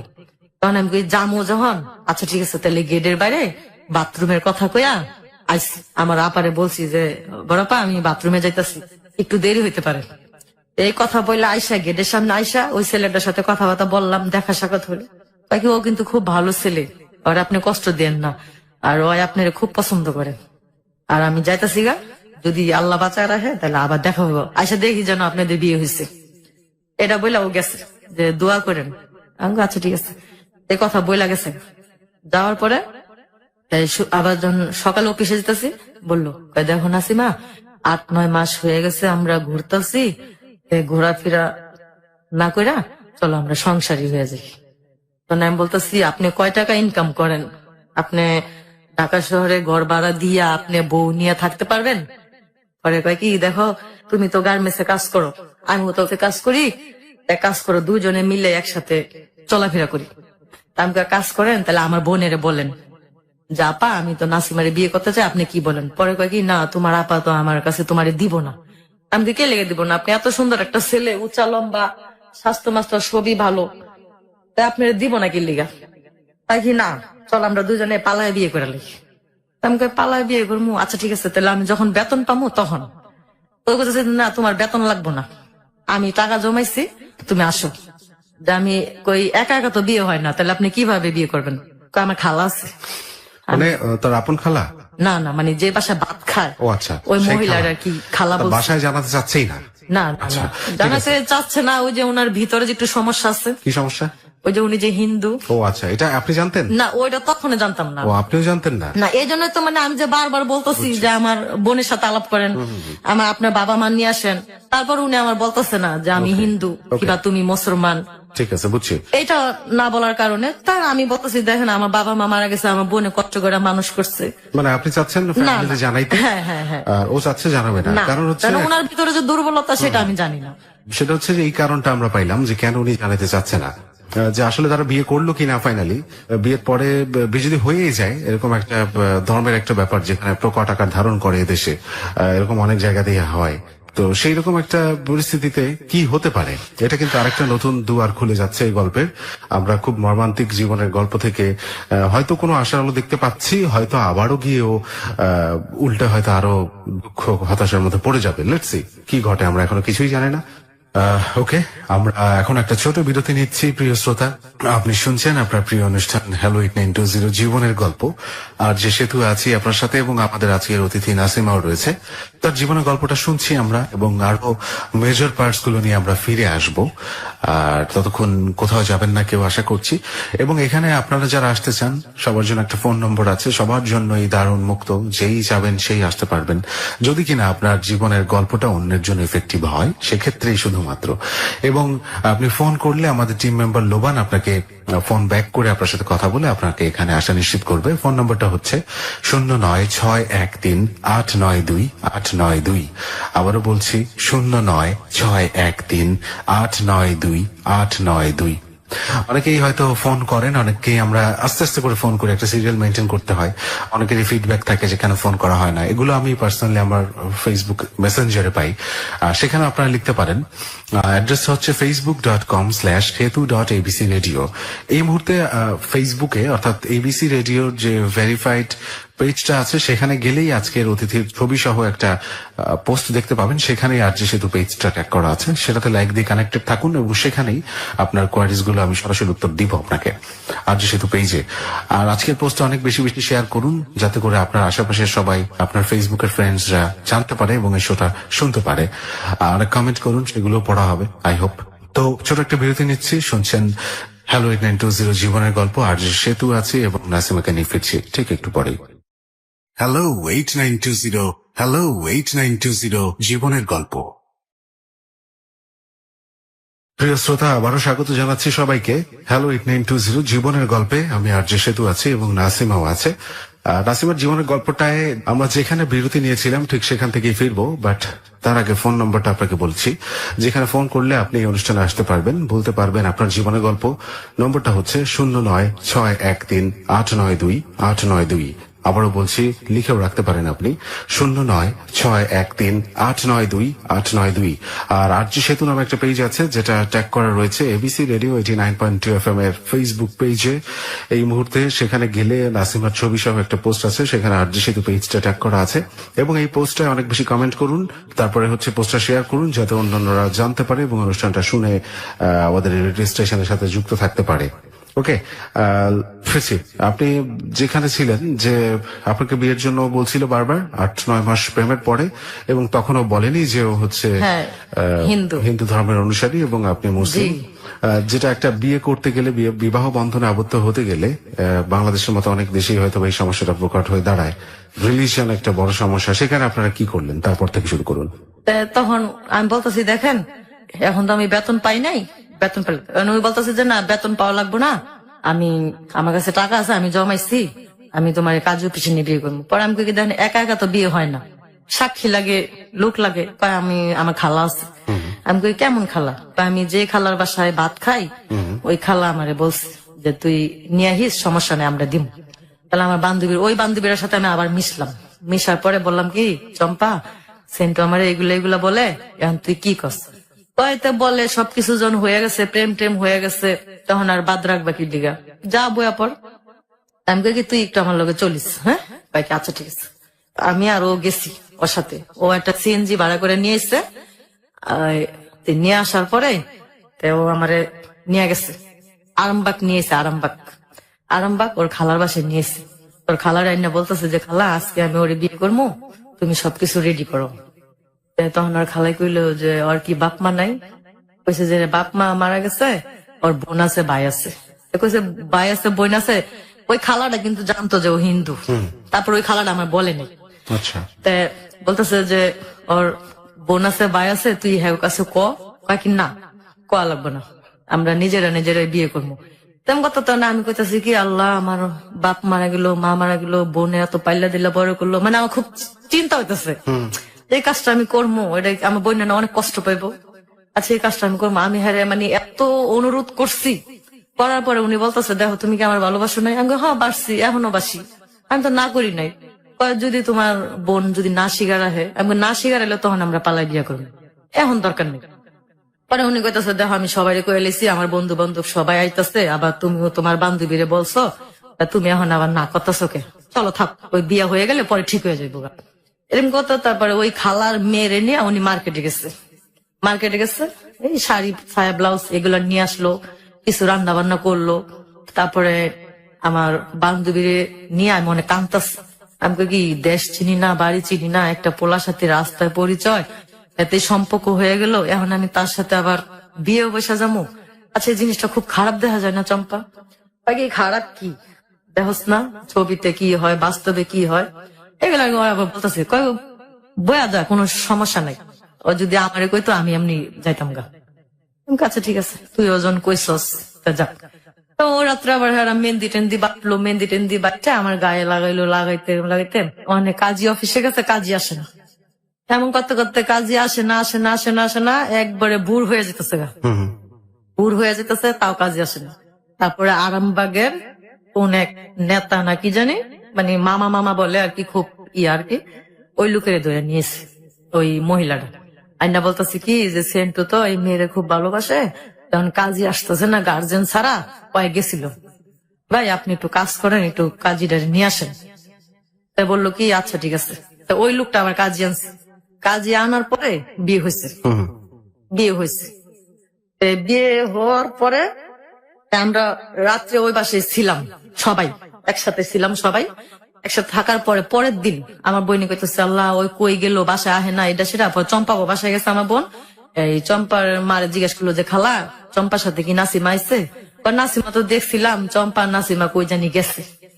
পরে আমার বোন আর কি কইছে কি আচ্ছা ঠিক আছে, যদি চম্পা আগে আহে তাহলে চম্পার একটু আমাকে বাসায় যাইতে কেন গেছে। তো চম্পা বিয়া শাদী দেখে আয়সা পড়ছে, আয়সা পড়লে আমি কই কি চম্পা তুই এটা আমার বোনের কইস, আমার বোনের যেন আমরা না খোঁজে, তুই কইস নাসিমা যে ছেলের ভালোবাসতো ওই ছেলের সাথে ওর বিয়ে হয়ে গেছে গা, তুই একটু কইস। হ্যাঁ কই আচ্ছা। তেমন কথা কথা আমার বোনে কইছে, এই চম্পা আমার বোনের কইছে যে রত্নাপা নাসিমার খুঁজছেন না, নাসিমা একটা ছেলের ভালোবাসতো ওই ছেলের সাথে বিয়ে হয়েছে। তা আমার বোন আবার চম্পার বাসায় আইসা অনেক গালাগালি করছে চম্পারে, চম্পার মারে অনেক। আমার বোন এরকম ছিল না, আপনার মেয়ের সাথে চইলা এরকম হয়েছে, এটা সেটা, মানে দুনিয়ার কথা কইছে। কথা পরে অনেক ঝগড়াঝাটিও হয়েছে। 4 দিন না 5 দিনের সময় ওই বাসায় আমরা আর কি ভিন্ন ভিন্ন আর কি থাকতেছি, একসাথে এখনো হয় নাই। না হওয়ার কারণে পরে একদিন আমি বলছি কি তাই এখন চলেন আমাদের বাসায় চলে যাই, এখন আপনি খালার বাসায় কয়দিন থাকুন। তো ওই খালাটা আবার বেশি ভালো না, যে লোকটারে নিয়ে ছিল বিয়া পড়াইতে, ওই লোকটা জানি ওই খালারে জানি কি বললো, তো ওই মহিলা আবার আমার ওই লোকের বাসায় নিয়ে গেছিল, মহিলা আবার ওই লোকের বাসায় আমার নিয়ে গেছিল। নিয়ে যাওয়ার পরে লোকের বাসায় ওই যে লোকটা উকিল নিয়ে উকিল জানি হুজুরে নিয়ে আসলো বিয়া পড়ানোর জন্য, ওই লোকটা আর কি বেশি ভালো না, ঠিক আছে। কারণ ওই লোকের বাসায় আমার নিয়ে গেল, মানে ওনার জানি কি বললো, বলার পরে আমার কয় কি এই সেন্টু তো কাজে গেছে গা, ল তুই আর আমি ওই বাইগো বাসার যে আমি কই হ্যাঁ মেসে থাকে, মেসে কি যাবো, তাই কিছু হইব না। গেছি মনি হ্যাঁ হাড়ে লোকটা বসা, তা আমার কয় কেন আমি বলছি ওই লোকটাতে হ্যাঁ যদি ভাই ডাকে তাহলে আমি তার মামা ডাকবো। আমি বলছি যে মামা ভালো আছেন? হ্যাঁ ভালো আছি, বসো। বসছি, বসার পরে ওনারা করলো কি যে না তোমার টাকা দিলাম, তুমি দোকান থেকে কিছু কিনা নিয়ে আসো। ওই দোকানের কথা বললা ওনারে দোকানে পাঠাইছে, পাঠানোর পরে আমার বলতেছে যে সেন্টু নাপিতের কাজ করে, তুমি ওরে কেমনে পছন্দ করলা, আমি অনেক টাকা ইনকাম করি, মানে এগুলা বললা উনি আমার কাছে আসতেছে।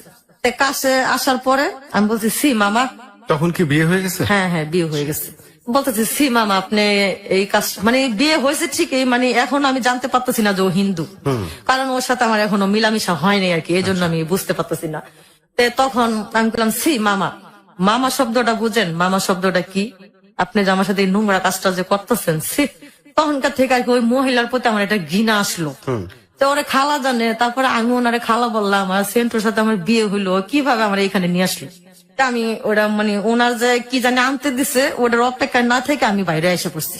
আচ্ছা, বাইরে এসে আমি আমার স্বামীরে তখন বলতেছি, তখন তো উনি আমার স্বামী, তখন তার ইয়া না, তখন আমার স্বামীর আমি বলতেছি দেখো এই যাই কিছু হয়েছে আমি আর এখানে থাকবো না, এখন আমার বাসায় চলো, আমার বড় আপার কাছে যাই, যদি আমার বড় আপা না মানে তখন আমরা আলাদা ঘর বাড়ি নিয়ে মনে আসো। আমি কেমনে যাবো, আমার যদি আমার কোনো কিছু করে, আমি আচ্ছা আগেও ভয় পাইছো এখনো ভয় পাইতেছো, কোনো কিছু করবো না, চলো। গেছি আমার বোনের বাসায় গেছি, অনেকগুলা মিষ্টি টিষ্টি নিয়ে গেছি, আমার বোন কি করলো মিষ্টি বাইরে ফিক্কা ফালাই দিছি, ফালাই দেওয়ার পরে বললো কি এত খারাপ, মানে বাজে বাজে গালাগালি করলো আর কি, বাজে বাজে গালাগালি করার পরে আমার বোনের বলছি দেখেন আপা আমার ভুল হয়ে গেছে, আপনি আপনার বোনকে? জি আমার বোন আর কি। আচ্ছা। যে রত্না আপা আমার অনেক ভুল হয়ে গেছে, আমি মাপ চাই। তো ও আমার পছন্দ করতো, আমি ওরা পছন্দ করতাম। তখন আমার বোনও জানে না যে ও হিন্দু, আমিও জানি না যে হিন্দু। আচ্ছা। এটা বলছি, বলার পরে আমার বইনে কইতেছে যে না তোকে এই ঘরে কোনো জায়গা নেই, তার কই থাকবি যা থাকবে, আমার ঘরে জায়গা নেই। পরে আমি কি করলাম, তা আমার জামাই এখন আমার বলতেছে যে এখন কি করবো, এক কাজ করবো, আমরা বাসা বুক ঘর ভাড়া নেই, আসো। তো গেছি গা, তা বাসা বুক যায়া বাসা বুক হলের সাথে ঘর খুঁজা পাইছি। ঘর খুঁজা পাওয়ার পরে ওখানে তো হাড়ি পাতিল বিছনা টিছনা কিছুই নাই। তো ও আবার কাজ কইরা একটা ভাতের পাতিলা তরকারি পাতিলা মানে চলার মতো আর কি কিছু নিয়ে আসলো। নিয়ে আসার পরে যখন আর কি এখন আমরা দুইজন একসাথে থাকবো আর কি, এক ঘর নিছি, এখন যখন দুইজন একসাথে থাকবো, এখন আর কি উনি আমারে চিনবো, আমি ওনারে চিনবো, এই আর কি। আর এই কয়দিন আমরা মানে এভাবেই ছিলাম আর কি। তো এখন যখন একসাথে রান্না বান্না করছি, খাওয়া দাওয়া হয়েছে, এখন আমরা যখন মানে শুইতে গেছি, তখন ও আমারে বলতেছে দেখো নাসিমা আমার দুইটা হাত ধরছে। দুইটা হাত ধরার পরেও আমার বলতেছে নাসিমা আমি তোমার একটা কথা বলি, তুমি কষ্ট পাও না। আমি কই কি কষ্ট বলেন? কয়, তুমি কথাটা শুনলে অনেক কষ্ট পাইবা। আমি কই কি কথা বলেন আপনি, শুনি, কোনো সমস্যা নাই বলেন। কয়, যদি তুমি শোনো, শোনার পরে কি তুমি থাকবা না চলে যাবা? আমি কই যদি থাকার মতো হয় তাহলে থাকবো, আর যদি চলে যাওয়ার মতো হয় তাহলে আমি চলে যাবো। তখন কয় কি আমি তো হিন্দু। যখন এই কথাটা বলছে মানে আমি কি বলবো, মানে উপর আল্লাহ ছাড়া কেউ জানে না যে আসমান কি আমার মাথায় ভাঙ্গা পড়লো না কি, মানে আল্লাহ ছাড়া কেউ জানে না। তারপর আমি বলতেছি আচ্ছা কি হয়েছে, হিন্দু দিকে কি হয়েছে? তাহলে আচ্ছা আপনি যখন হিন্দু তাহলে আমার যে কলমা কইয়া যে বিয়ে করলেন, তখন আপনি ওই কলমাটা কিভাবে বললেন? হ্যাঁ, কয় কি না সত্যি নাসিমা আমি হিন্দু, তবে আমি তোমার অনেক ভালোবাসছি, এই জন্য আমি কিছু বলতে পারি না। ঠিক আছে, বলতে পারি নাই, কিন্তু যে হ্যাঁ। আপনি যেটা বললেন বিয়েটা হয়েছে তো মুসলিম স্টাইল, জি, তাই জি, তো? জি। কাজী ডেকে বিয়ে হ্যাঁ করা হ্যাঁ হয়েছে। একদম কলমা টলমা পড়া টবা টবা কাইটা তারপরে বিয়ে হয়েছে মানে ওইখানে। তা যখন আমরা আলাদা বাসা ভাড়া নিছি তখন আর কি বিস্তারিত জানছি যে ও আসলে সত্যি হিন্দু। তখন আমি বলছি যে এটা তো লুকানোর কোনো ছিল না, তো বিয়ের আগে আপনি আমার বলতে পারতেন, দরকার পড়লে আমি আবার আপনাকে মুসলমান বানাইয়া তারপরে আমি আবার ফিরে বিয়ে করতে পারতাম। যেহেতু আপনি আমার ভালোবাসেন, আমি আপনার ভালোবাসি, তাহলে এরকম করলেন কেন? এটা করার পর আমি বলছি যে আমার যে আশেপাশের লোকজন আছে, বান্ধবী আছে, আত্মীয় স্বজন আছে, আমি তাদেরকে কি বলবো বলেন? এখন আপনি বলেন না, আপনি কিছু বলতে পারবেন না, আপনি দেশে বাড়িতে আমার কোনোদিন নিয়ে যেতে পারবেন নাকি আমি কোনোদিন কিছু করতে পারবো? তো এ করতে করতে মানুষে বলে না যে সত্যি কথা কোনোদিনও চাপা থাকে না, একভাবে না একভাবে বাস্তব হয়। তা আমি বলছি আমার বান্ধবীর কাছে, চম্পার কাছে, আমি কই, চম্পা দেখ তোর জীবনটা যে জায়গা নষ্ট হইতো সেই জায়গা আমার জীবনটা নষ্ট হয়েছে। কই কিরকম? আমি কি সেন্ট দ্য হিন্দু। কই কি কর? আমি কই হ সত্যি হয় হিন্দু, আমার কাছে কইছে। তারপরে এরকম এরকম। তারপরে আমার আরেকটা বান্ধবী রীতা, যে বান্ধবীর আমার রাত্রে ডাইকা নিয়েছিল, ওর কাছে আমি বলছি যে রীতা দেখ এটা ওটা কাজ করলো, কখন আমি কি করবো? করছে ভালো হয়েছে, এখন ওর তুই মুসলমান বানাবি, তখন কি করবো? কিছুই করার নাই। ওখানে না কইতে পারতেছি আমার বোনের কাছে, না কইতে পারতেছি কারো কাছে, মানে শুধু দুজনের সাথে আমি শেয়ার হইতাছি। হওয়ার পরে ওখানে ওই আমার কইতাছি এক কাজ কর, তুই তোকে বাড়িওয়ালার কাছে বল। আমি কই বাড়িওয়ালার কাছে যদি আমি বলি, বাড়িওয়ালা যদি ওরে মারে তখন কইব না যে ও সিটারি করে কি লিগে বিয়াটা করলো। এটা না করার পরে আমি বাড়িওয়ালার মানে বাড়িওয়ালির সাথে আলাপ করলাম, বললাম কি খালাম্মা যদি ভুল বেয়াদবি হয় তাহলে মাফ করে দেন, মানে ও আমার সাথে প্রেম করছে, আমি প্রেম করছি, তাহলে ও যে হিন্দু আমার এটাকে বলে নাই, এখন তো আমরা বিয়ে করছি কলমা কইরাই, তখন আমিন বাইরে বইলা ওর একটু ব্যবস্থা করে দেন। পরে উনি আবার আমার জিজ্ঞাসা করলো যে তোরা কি মিলামিশা করছস? আমি কি আমিন না। ভাইটা কি? মানে ওই বাড়িওয়ালার ছেলে। আচ্ছা, ওই কি ব্যবস্থা করতে বললেন? মানে ওনাকে আর কি মুসলমান আচ্ছা, বানাবে আচ্ছা, আচ্ছা, আচ্ছা। কিবা যেটাই হোক আর কি হ্যাঁ হ্যাঁ করতে ওইটা। হবে, হ্যাঁ। তা তখন বললো কি আচ্ছা ঠিক আছে তাহলে আমিন আইসা নেক তারপর আমি বলবো। তা তখন আমিন ভাই আসছে, ওনার মা আমার ডাকাইছে, ওরেও ডাকাইছে। ডাকানোর পর আমিন ভাই বললো যে দেখো তুমি কি এটা একটা কাজ করলা, তুমি তো খুব অন্যায় কাজ করছো। কয়, ভাই মারেন কাটেন যাই করেন আমার ভুল হয়ে গেছে, আমি করছি, এখন আপনারা আমার যে প্রস্তুতি নিতে বলবেন আমি সেই প্রস্তুতি নিব, সেটাই নিব। আচ্ছা, তারপরে? হ্যাঁ, তারপরে আমিন ভাইরে বললাম যে আমিন ভাই এরকম এরকম ব্যাপার, এখন কি করবো বলেন।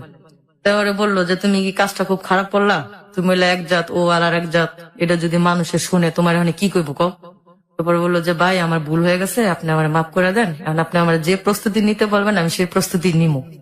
নেওয়ার পর আল্লাহ ওনার আম্মা আবার বললো কি আচ্ছা ঠিক আছে থাক, একটা হিন্দু ছেলের যদি মুসলমান বানানো যায় তাহলে আমাদের অনেক সওয়াব আছে, আচ্ছা থাকুক, যাই হয়েছে হয়েছে, এটা ওর ভাগ্যে ছিল এই জন্য হয়েছে। পরে আমিন ভাই আবার কি করলো, এই যে যারা মুসলমানি করায় না ওই লোকের ডাইকে নিয়ে আসলো, ডাইকে নিয়ে আসার পরে ওনারা আর কি সব ব্যবস্থা করে দিল। ব্যবস্থা করে দেওয়ার পরে ডাক্তারের মাধ্যমে আর কি জিনিসটা করলো, করার পরে মসজিদে নিয়ে তবা টবা কাদায়া কলমা টলমা পড়ায়া সবকিছু আর কি নতুন করে আবার ইয়া করলো, আবার বিয়ে পড়াইলো। বিয়ে পড়ানোর পরে ওনার দেশের বাড়িতে আর কেউ জানতেছে না, না জানার পরে এই যে আমাদের সব হয়ে গেল আর কি, মানে সংসার আর কি করতেছি, করতে করতে ও আবার ইনকাম করতে পারতো না। কেন? এই সেলুনে কাজ করে আর কয় টাকাই পায়। একদিন কাজে গেলে বাজার হয়, একদিন কাজে না গেলে বাজার হয় না, মানে সে আর কি আমার বাবা মার ইতিহাসই আর কি আবার ঘুরে আর কাছে যে কষ্টটা আমি বাবা মার ঘরে করছি সেই কষ্টটা এখন আমি আবার স্বামীর ঘরে ফিরে আবার হচ্ছে, তাই তো? হচ্ছে। আচ্ছা। আর মাঝখানের জীবনটা আমার একটু ভালো ছিল, একটু যে ভালো ছিল। গার্মেন্টসে কাজের জীবনটা আর কি Okay. ভালো ছিল। এবং আপনি তো সুখের জন্য বিয়ে করছেন জি। ফাইনালি। হ্যাঁ।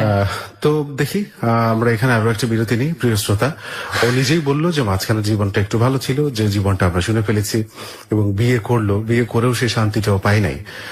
তারপরেও একটা ঝামেলা ছিল, ধর্মান্তরিত হলো, যেগুলো খুব প্র্যাকটিক্যাল কিছু প্রসেস আছে সেগুলো মেনটেন করেই হলো, এবং তারপরে কি হবে সেটার জন্য আমরা অপেক্ষা করছি। আপনি কোথাও যাবেন না, শুনছেন হ্যালো 8920 জীবনের গল্প। আর যে সেতু আছে এবং আছে আজকের অতিথি নাজিমা।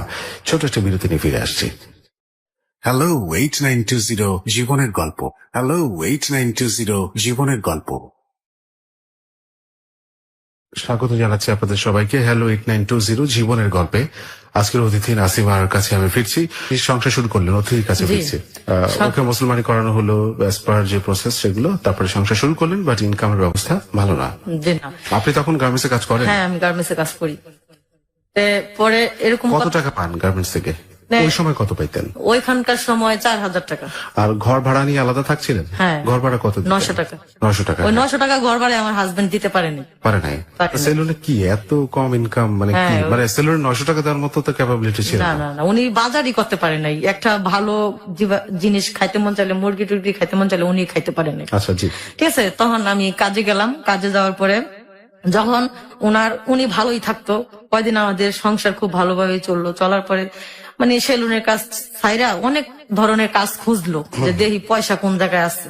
তারপরে কিছু হলো না, এই গুলিস্তান কিসের কাজ জানি নিছিল, সেলুনের কাজ ছাড়ার পরে তাকে পুলিশে ধরে নিয়ে গেছে। পুলিশে ধরছে? জি। কারণটা কি? ওই যে মানে কিসের কার্ডটা বিক্রি করে, আগের ভিউ কার্ড ছিল না, জি। নায়িকাদের ভিউ কার্ড ছিল, তো ওইগুলো আর কি বিক্রি করতো। তারপরে গুলিস্তান থেকে ওনারে পুলিশে ধরে নিয়ে গেছে। তখন আবার আমার সন্তান পেটে ছিল, এখন কি করবো, মানে তো তার 2 টাকা বেশি উপার্জনের দরকার। আচ্ছা একটু ক্লিয়ার করি, এখানে শুধু ভিউ কার্ড বিক্রির জন্য নয়, সাথে হয়তো বা ভিউ কার্ড গুলো যেটা আমরা উনি মেন করছেন নায়ক নায়িকাদের ছবি, হ্যাঁ। হয়তো একটু অশ্লীল ছবি টবি ছিল। জি জি। আচ্ছা এই টাইপের কিছু জিনিসপত্র বিক্রি করতে হয়। হ্যাঁ হ্যাঁ। আচ্ছা তো ওইগুলো আবার ওনাকে পুলিশে ধরছে, ধরার পরে থানায় নিয়ে গেছে। থানায় নেওয়া যাওয়ার পরে আমি তো গার্মেন্টসে মানে কোনো খোঁজ খবর নাই। রাত্রে উনি বললো যে আমি আসতাছি বললে ওনার কোনো খবর নাই। না খবর থাকলে তা ওই মুহূর্তে আবার আমার বাচ্চা পেটে আর কি আমি অন্তঃসন্ত। তখন আমি কি করবো, তখন আমার মনে একটা গভীর ছিল, চিন্তা আসলো যে আল্লাহ, ও আগে গেল না, এখন আমার সন্তান পেটে, ও এখন আমার চলে গেল গা। আচ্ছা ও তো আসলে অনেক খারাপ লোক, মানে এগুলা চিন্তা ভাবনা করতে করতে করতে করতে যখন এই সকালবেলা থানার থেকে খবর আসলো আমার বাসায় যে অমুক গুলিস্তান কাজ করতো অমুক নামে, তারে গতকালকে পুলিশে ধরছে। জি। অনেকগুলা শুই না আমি মানে কানতে কানতে শেষ। এখন আমার বোনের কাছে আমি যেতে পারবো না, আমার ভাইয়ের কাছেও যেতে পারবো না, আমি কারো কাছে যেতে পারবো না, কারণ এরা সবাই আমার মানে ত্যাগ করে দিচ্ছে। ভাই বোনের কাছ থেকে সবাই আমার ত্যাগ করে। আমি কি করবো, করার পরে এক লোকেরে নিয়ে গেছি, লোকেরে নিয়ে ওই গুলিস্তান গেছি, যে যেই লোকের কাঠগুলা বিক্রি করে ওই লোকেরে ধরছি। আচ্ছা ধরার পরে ওনারে বলছি যে ভাই দেখেন, ও তো এরকম মানে যেভাবে হোক, মানে আপনার কাজ করতে যাই ও পুলিশের হাতে ধরা হয়েছে, মানে আপনি আমার ছোড়া নেন। তো ওই লোকে বলছে কি যে তুমি বাসায় যাও, কোনো চিন্তা করো না, আমি ওরে নিয়ে আসতেছি। তা নিয়ে আসার 2-3 দিন পরে নিয়ে এসেছি। নেওয়ানোর পরে এখন বাসার ঘর ভাড়াও দিতে পারতেছে না, আবার আমার বাচ্চা পেটে, এখন মানে কি যে অবস্থায় আছি, মানে উপরালা ছাড়া কেউ জানে না। তো এরকম করতে করতে ও আমার কয়েক নাসিমা তুমি চিন্তা করো না, আমি দেশে যাই। দেশে যাই, তা আমার বাবা মা তো আর জানে না যে আমি মুসলমান হয়ে গেছি, এবার তোমার বিয়ে করছি। আমি দেশে যা টাকা নিয়ে ও দেশে গেছে 10-15 দিন হয়ে গেছে, আসে না, কোনো খবরও নাই। আমি ওর দেশও চিনি না। গেছে, আবার এই অবস্থা আমার বাচ্চা পেটে, মানে অনেক কি যে কর্ম, মানে কোনো রাস্তা নেই। তাহলে আমার ওই চম্পা বান্ধবীটারে নিছি, নিয়ে হেরা কাবিনের কাগজটা উড়ে আনছি। কাবিনের কাগজটার ভিতরে মানে ওর সঠিক ঠিকানা লেখা ছিল আর কি। আচ্ছা। তো ওই ঠিকানার অবস্থায় আমার ঘরের ফ্যান বিক্রি করছি, আর কটা হাড়ি পাতিল ছিল, আর আমার কটা শাড়ি কাপড় ছিল, এগুলা বিক্রি করছি। বিক্রি করে ওই কাবিনের কাগজের এইখান থেকে ঠিকানাটা নিচ্ছি। তারপর আমার বড় পারে দুলা ভাইরা এসে বলছি যে ভাই আমার তো ভুল হয়ে গেছে, এখন আপনি কি যাবেন? আমার বোন কয় কি, তুই জাহান নামে চৌরাস্তায় গেছিস, তুই জাহান নামে চৌরাস্তা যা, তুই তোর পাপের ইয়া আমাকে শরীরে যেন না লাগে, তুই যা, তোর আমরা চিনি না। এই কথা কয়া তারপর আমার দুলাবাড়ি কইছি, আচ্ছা আমি অচেনা গ্রামে যাইতেছি, যেহেতু আমি অন্যায় করছি, আমার ইয়াটা আমি খুঁজে বাই করবো, কারো লাগবো না। তা আমার বান্ধবীর না, এর আগে আবার ওর একটা বন্ধুরে পাঠাইছি। আমি কই কি, সুলতান ভাই দেখেন সেন্টুরে এত ভালো মনে করতাম, ও এই কাজটা কেমনে করলো? কই কি ভাবি, আচ্ছা ঠিক আছে, তা আমার ভাড়া টাকা দেন, আমি যাই। তো ভাড়ার টাকা আমি একা দিচ্ছি, ও গেছে, যায়া ওরে বলছে যে তুই যে দেশে যে ঢাকা যেরকম করে থইলি, তখন ওই মেয়েটার অবস্থা কি হইব। আর ও আবার ওর কাছে বলছে কি, তুই একটু নিয়ে আহিস, আমি আর ঢাকা শহরে যাবো না, তুই ওরে নিয়ে আহিস, আমি ওরে নিয়ে নিয়ে থাকবো। থাকার পরে ও ছেলেটা আমার বলে না, ও ছেলেটা আইসা বলছে কি ওর সাথে আমার দেখা হয়নি, ও আর কি গাদ্দারি করছে আমার সাথে। করার পরে তা আমি আমার চম্পা বান্ধবীরে বলছি কি, চম্পা চল তুই আর আমি যাই। তা আমার পরনের শাড়ি ছিল, সেই শাড়িগুলা বিক্রি করছি, ঘরের ফ্যান ছিল সেটা বিক্রি করছি। তখন আমাদের ঘরে মানে কিছুই ছিল না, নিচে বিছানা। তো ওইগুলা নিয়ে গেছি, গ্রামে গেছি, সায়দাবাজার থেকে বাসে উঠে গেছি। জি। যাওয়ার সাথে সাথে মানে এমন বৃষ্টি আইছে, আমার কথা হলো যদি আমি দেশ গ্রাম না চিনি তাহলে আমি আবার ঢাকা রিটার্ন আসবো। আচ্ছা। মানে এরকম অবস্থা, এরকম বৃষ্টি আসলো, নাই নাই নাই, পরে যাক আল্লাহ কি হুকুম, বাজারে বলে ওর দোকান ছিল, ওর বাবার নাম বলছি, সবাই চিনছে। চিনার পরে বলছে কি হ্যাঁ যে অমুকের পোলা অমুক এখানে ছিল, আছে। তোর ছোট ভাইয়ের খবর দিছে, ওর ছোট ভাইয়ের কাছে কি তোর ভাইয়ের বউ, তখন তুই কি করবি, বাড়িতে নিবি নাকি তোর ভাই ঠিকানা দিবি? তো ভাই তো নরসিংদী গেছে গা, এই জায়গা থাকবো না। তো ওই কুমিল্লার থেকে আমার নরসিংদী আসলাম বান্ধবীরারে নিয়ে। নরসিংদী আইসা দেখি আমার ননাসের বাড়িতে, ওই আমার ননাসেও আবার মুসলমান। আচ্ছা। ওনার ফ্যামিলির ভিতর থেকে 5 জন মুসলমান, ওনারা আচ্ছা। 5 জন ভাই বোন বাগনা টাগনা মিলায় ওনারা 5 জন। ওদের ফ্যামিলির ভিতরে 5-6 জন। ওর বড় ভাই একটা মুসলমান মেয়েকে ভালোবাসা, তারপরে ওই যে দেশ গ্রামে ধান খেতে বিষ দেয়, সে বিষ খায় মারা গেছে। ও এরকম করলো, করার পরে তা আমি আবার নরসিংদী ঠিকানা দিয়েছে, নরসিংদী আসলাম। আসার পরে ওর বোন মানে আমার সাথে অনেক খারাপ ব্যবহার করছে। ওই মুসলমান, ওইটাও হিন্দু ছিল, মুসলমান হয়েছে। তো ওর বোনে আমার সাথে অনেকদিন জাগা টাগা দিছে, দেওয়ার পরে ওর বোনের সাথে আমি 9 মাস রয়েছি। 9 মাস থাকার পরে যখন ওর বোন আমার অনেক অত্যাচার করতেছে, তখন ওরে নিয়ে আমি ঢাকা আবার পলায় আসা করছি। পলায় আসার পরে আমি বলছি কি যে তুমি কাজে যাও, আমিও কাজে যাই। এরকম করতে করতে ওর আবার বিয়ের আগে ও টিবি রোগ ছিল, টিবি রোগ ছিল, এরা আবার এতদিন ভাসে নাই। যখন আমার ছেলে দুনিয়াতে আসলো তখন ওই অসুস্থ হয়ে পড়লো। আচ্ছা। আমার বোনের কাছে গেছি, আমার বোন মানে পাত্তাই দেয় না। আমার বড় ভাইয়ের কাছে কেউ পাত্তা দেয় না, আমার চাচার কাছে গেছি, তাও কেউ পাত্তা দেয় না। না একটু ভুল হয়েছে, যখন এই জেলখানায় গেছে তখন আমার নিয়ে গেছিল দেখা করতে। তখন ও আমার হাত ধরে বলতেছে যে নাসিমা 1 মাস হোক 2 মাস হোক আমি কিন্তু জেলখানা থেকে বাইরে আসবই। আমার যে সন্তানটা তোমার গর্বে, তোমার বোন তোমার ভাই যদি নষ্ট করতে চায় তুমি ওটা নষ্ট করবে না, আমি যদি না থাকি তাহলে ওইটাই তোমার সম্পদ। তারপরে ও আমার বোন আমার হাসপাতালে নিয়ে গেছিল যে আমার বাচ্চা নষ্ট করে লাগবো। আমি বলছি যে না, আমি বাচ্চা নষ্ট করবো না। ও যখন আমার হাত ধরে বললো আমি ওর রিকোয়েস্টটা রাখবো। রাখার পরে আমার ছেলে হয়েছে, ওরা আমার বোন ছোটায় আনছে। আমার বোন অনেক ছোটায় আনছে, আমার যে বোনটা রাগ করছিল ওই বোনটা ছোটায় আনছে। আমি খাই না, বসে থাকি, কান্নাকাটি করি, তখন আমার বোনের মায়া লাগতো, আমার বোন ছোটায় আনছে। আনার পর যখন আমার ছেলে পৃথিবীতে আসলো তখন আমার স্বামী অসুস্থ হয়ে পড়লো। ওই টিভি রোগটাই মানে আবার জাগতে জাগতে তারপর ওর মা বাবা আবার শুনছে যে মুসলমান মেয়ে বিয়ে করছে, দেশে নিয়ে অনেক অত্যাচার করছে, অনেক মারধর করছে। তারপরে আমি ওদের গ্রামে গেছি, ও হিন্দু বাড়িতে আমিও ঢুকছি, ঢুকার পরে আমারও বাড়িতে ঢুকতে দেয় নাই। তারপরে বাধ্য হয়ে আমি নিজেও শাঁখা সিঁদুর পড়ছি শুধু আমার স্বামীর কারণে। আজকে সত্যি ওর কথা নাই, সত্যি হইলো যে ও আজকে আমার কাছে নাই, সারা দুনিয়াতেই নাই। ও এমন জায়গায় চলে গেছে, ও আর কোনদিন আসবে না। মানে কি হয়েছে তার? উনি মারা গেছে, 1 বছর হয়েছে। কিভাবে মারা গেছে? এই জন্য আজকে আমার এখানে আসা। আজকে আমার স্বামী আমার কাছ থেকে নাই, আমার জীবনটা পুরো অন্ধকার। আমার মতো যেন এরকম যেন আর কেউ না করে। আমার স্বামীর নিয়ে মুগদা হাসপাতাল আমি 21 দিন ছিলাম।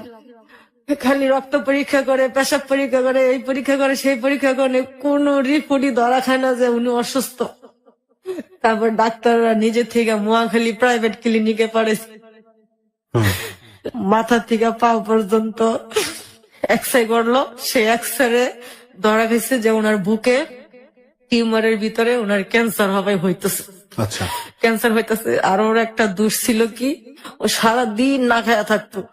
হয়তো কি যেগুলো আমি খামো সেগুলো আমার বউ ছেলে মেয়ে খাইবো, ও না খায়া থাকতো। আর খালি সিগারেট খাইতো, খালি সিগারেট খাইতো। খাওয়ার পরে এগুলো আর কি ওর টেনশন, ওর টেনশনে ও মারা গেছে আমি জানি। ও আমার ভালোবাসার মূল্য দিছে, আমি ওর ভালোবাসার মূল্য দিতে পারলাম না। এখন আমি এইটাই বলতে চাই, যেই প্রেম করুক, যেই ভালোবাসা করুক, তার জাত পরিচয় যায় না, তারপরে যে উনি এরকম করে। আজ আমি ছোটবেলা থেকে কষ্ট করতে করতে করতে করতে আজকে আমি এই পর্যন্ত আইছি। এখনো আমি কষ্টই করতেছি। আমি মনে মনে ভাবছিলাম যে আমি একটা হিন্দু ছেলের সাথে বিয়ে হয়েছি, উপরওয়ালা যদি আমাকে একটা ছেলে দেয়, আমি তাকে মাদ্রাসায় পড়াইয়া মসজিদের ইমাম বানাবো। আল্লাহ আমার সে আশা পূরণ করছিল। আমার ছেলে এখন না দেখে কোরআন শরীফ মুখস্থ, তবে আমি তাকে আর পড়াইতে পারলাম না। আমার ছেলের আমি বলছি যে বাবা তুমি পড়ো মাদ্রাসায়, আমার যতটুকু চেষ্টা আমি অতটুকু করে যাবো। আমার ছেলে আমার জাবরায়া ধইরা বলে যে মা তুমি অনেক কষ্ট করছো, আর কষ্ট করা লাগবে না, আমার তুমি কাজে লাগাই দাও, আমি কাজ করি। আমার ছেলের চেহারা আর ওর বাবার চেহারা একদম এক। আমার ছেলের দিকে আমি এখনো তাকাইও না, খেলে আমার ছেলের দিকে তাকালে আমার স্বামীর কথা আমার মনে হয়। আপনার ছেলের বয়স কত? আমার ছেলের বয়স এখন 13 শেষ, 13 শেষে 14তে আর পড়ছে। বিয়ে করছেন কত সালে আপনারা? আমার বিয়ের কয়েকদিন পরে 2000 সাল আসলো। আচ্ছা, তার মানে আপনারা 15-16 বছর সংসার করছেন, তাই তো? হ্যাঁ, আমার 16.5 বছর সংসার করছি। আচ্ছা, উনি যখন জেল থেকে বের হলো তারপর অসুস্থ হইলে মারা তো গেছে কত বছর? জি, এই গত রোজা 4 দিন আগে মারা গেছে। গত রোজার 4 4 দিন দিন আগে। আগে মারা গেছে, মে মাসে 16 তারিখে। মে মাসের 16 তারিখে? 16 তারিখে। তাহলে তো 1 বছরও হয় নাই। হয়েছে 1 বছরের কত বেশি। বছর? হ্যাঁ, আচ্ছা, আমি আমার স্বামী, আমার উদ্দেশ্য ছিল যে হাসপাতালে আমি ছিলাম ওই হাসপাতাল থেকে নাম কাটা দিছে। তখন ডাক্তারে বলছি যে ক্যান্সার হাসপাতালে আমাকে একটু সহযোগিতা করে দেন না আপনারা। বলছি কি তোমার আমরা অনেক দেখছি, তুমি যে তোমার স্বামী নিয়ে যে কি করছো। আমি বলছি যে আমার আগে হইলো আল্লাহ, তারপর হলো আমার স্বামী, এছাড়া আমার দুনিয়াতে আর কেউ নাই, কেউ নেই। আপনি একটু সহযোগিতা করে, তুমি চাই হাজার চেষ্টা করলেও তোমার স্বামীর তুমি বাঁচাইতে পারবে না।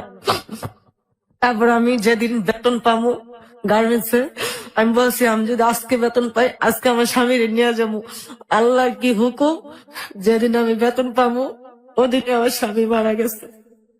মাই গড, এত এত ঘটনা, এত ওদিকে এত আমার স্বামী মারা কষ্ট। গেছে। আমি আমার স্বামীর হাসপাতালে নিয়ে যেতে পারলাম না। আমি কত মানুষের কাছে সহযোগিতা চাইছি, কেউ আমার সহযোগিতা নাই।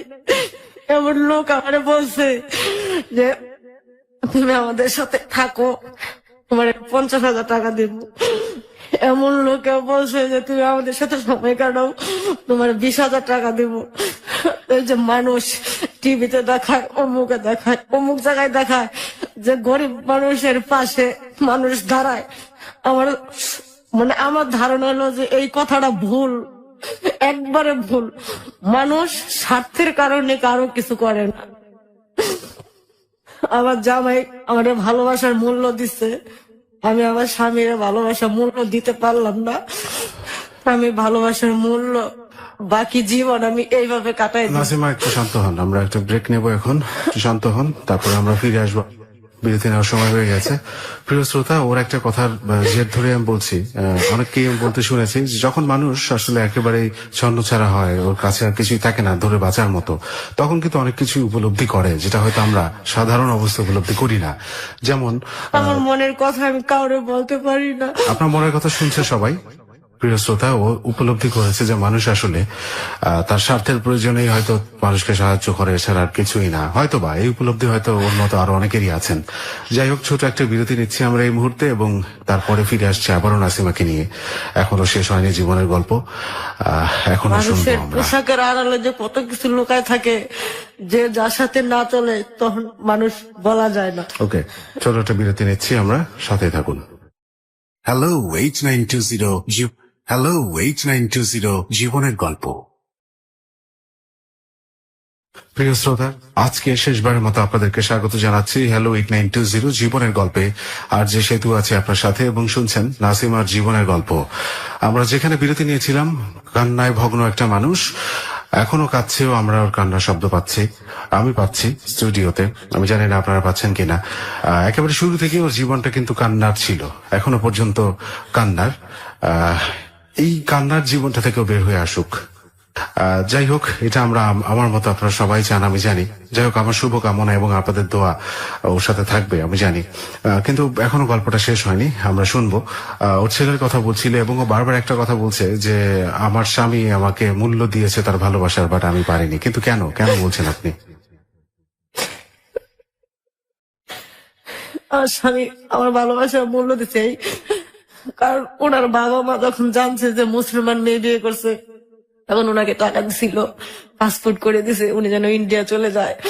উনি ওই টাকাগুলো নিয়ে এখানে আইসে, এখানে আইসা আমার নিয়ে সুন্দরভাবে রয়েছে, খাইছে, চলাফেরা করছে। অথচ আমার স্বামীর এত বড় একটা অসুখ হইলো, কোন মানুষ আমার স্বামীর পাশে আইসা দাঁড়ায় নাই। যে ছেলেটা হিন্দু ছিল কিংবা আমাদের ধর্ম আইসা পড়ছে, আমাদের সমাজের উচিত ছিল যে একটা হিন্দু ছেলে, ওর বাড়ি ঘরে কিন্তু ভালো সম্পদ, অনেক বড় লোকের ছেলে, ও আজকে বিনা চিকিৎসায় এইভাবে মারা যাইব, আমি এটা কল্পনাও করতে পারি না। মানে আমার এই ধরনের কোন চিন্তা ভাবনা আসলেই মানে আমার কেমন যে লাগে, আল্লাহ ছাড়া কেউ জানে না। তখন আমি কাজও করি না, আমি এদিক সেদিক খালি রাস্তা দিয়ে হাঁটতে থাকি, ওদিকে যাই ওদিকে।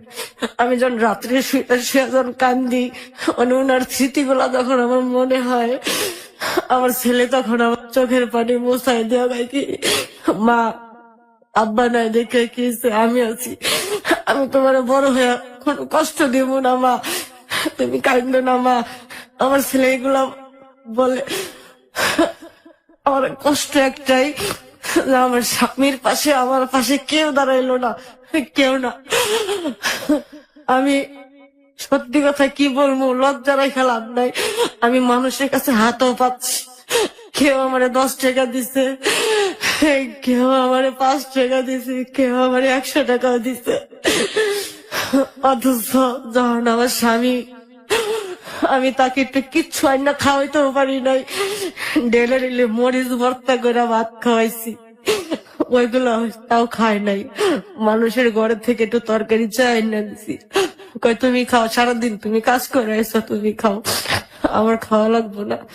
ওই ছেলেরে তারপরে এই অবস্থায় সে কাজে গেছে, এই অবস্থায় সে কাজ করতে পারলে একটু ভালো মুরগি টুরগি আনছে, আমার ছেলেরে খাওয়াইছে, আমারে খাওয়াইছে। মানে আমার স্বামীর স্মৃতিগুলো আমি ভুলতেই পারি না। আমার যখন আমার স্বামী একবারে খুবই অসুস্থ, তখন আমি আল্লাহর কাছে বলছি যে আল্লাহ, যদি তুমি আমার স্বামীরে নিয়ে যাও, তাহলে আমার ছেলের আমারও নিয়ে যায় ওর সাথে, যেন কারো জন্য যেন কেউ কান্দার লোক না থাকে, কেউ যেন না থাকে। ও মানুষের গায়ে কি ছেলে এলো নিষ্পাপ, তুই ছেলের এলে মরবি কে লিগা? আমি কই না, কারণ ও তো ময়রা বাচ্চা দিতেছে, ও কষ্ট নিয়ে মরছে, আমি জানি কে লিগা।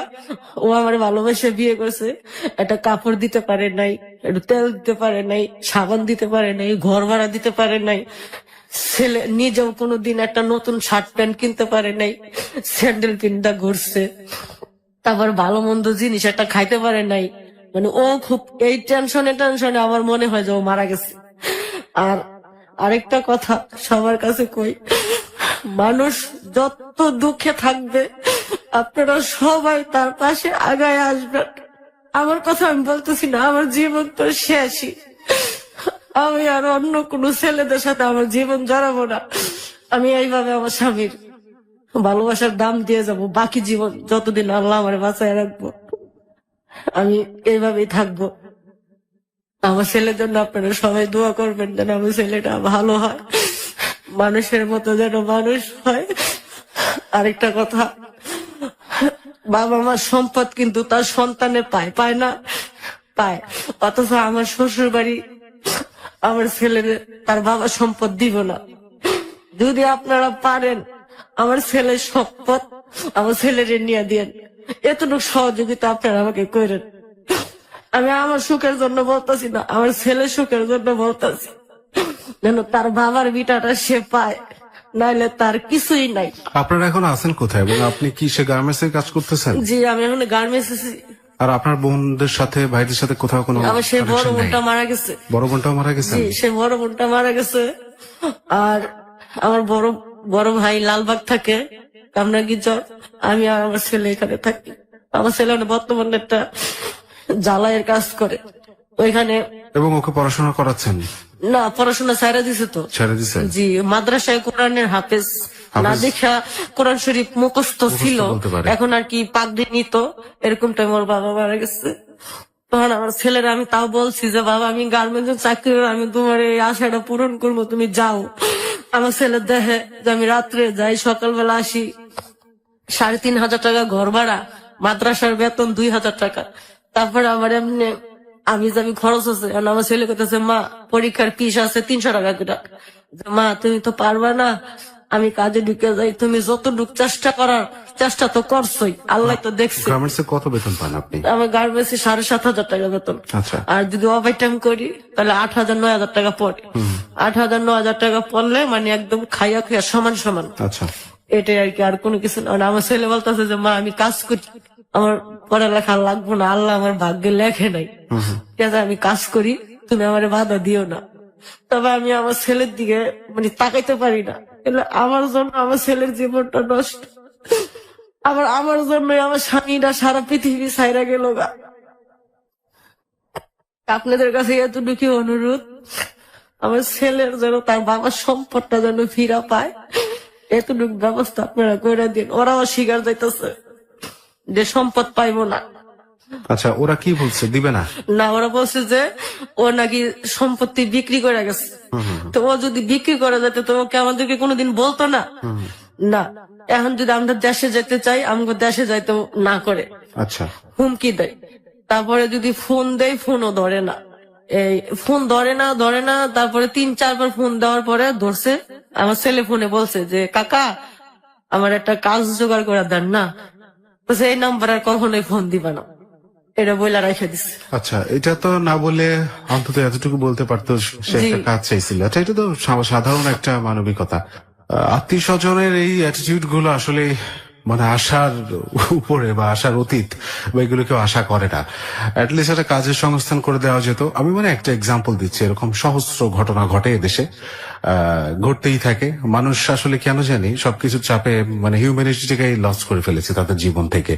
যাই হোক, এখন আপনি আছেন আপনার ছেলেটাকে নিয়ে, ওকে পড়াশোনা করাতেও পারলেন না এবং আপনার ইচ্ছা ছিল যে ওকে হাফেজ তো বানাইছেন। জি, অসাধারণ একটা ব্যাপার যে এত কষ্টের পরেও এরকম একজন অসাধারণ শিক্ষা। আমার আশা ছিল যে আমার ছেলের আমি পাগড়ি পরাবো, ওই আশা তো উপরওয়ালা আমার পূরণ করে নাই।